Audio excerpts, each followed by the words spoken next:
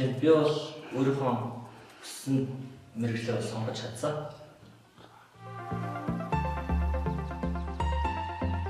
Энэ мэргэжлийг сонгох гэсэн шалтгаанд бол ерөнхийдөө миний өөрийн хүсэл мөрөөдлөөс нь зорилго байсан. Тэгээд ар гэрийнхэн манаас намайг сонсож дэмжиж тусалсан болохоор энэ мэргэжлийг сонсон.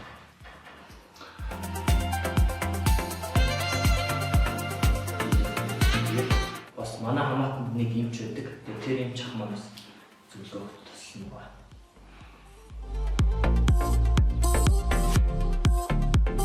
Миний мэргэжил бол нэлээд эргэлт хэрэгтэй байна.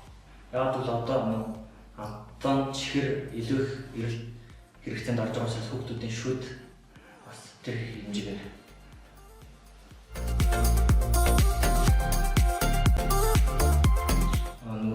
бус хүмүүсийн хэлж байгаа зүйлд яг ингээд амар их автдаг. Тэгээд хүмүүс чи тийм болохоор аюу хэцүү, наа чи амар хэцүү мэргэжил гэдэг юм уу шантраад тэгээд тийм ч юм шиг санагдаад эргэлзэндээ бол буруу мэргэжлийг маш их сонгодог.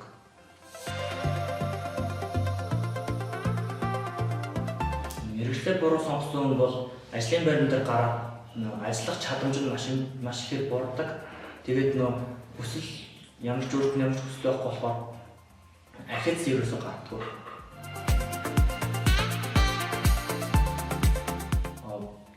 Сая сургалтын дээр маань бол танилцууллаа.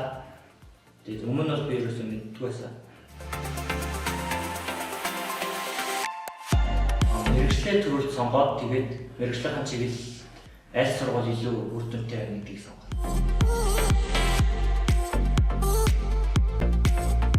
Нэгдүгээрт бол өөрийнхөө хүсэл зорилгыг нэг тавиарай. Тэгээ хоёрдугаарт ар гэрийнхнээс тусламж хэмжээгээр сайн авах гэж. Найзуудаа мэргэжлээ зөв сонгоцгоо.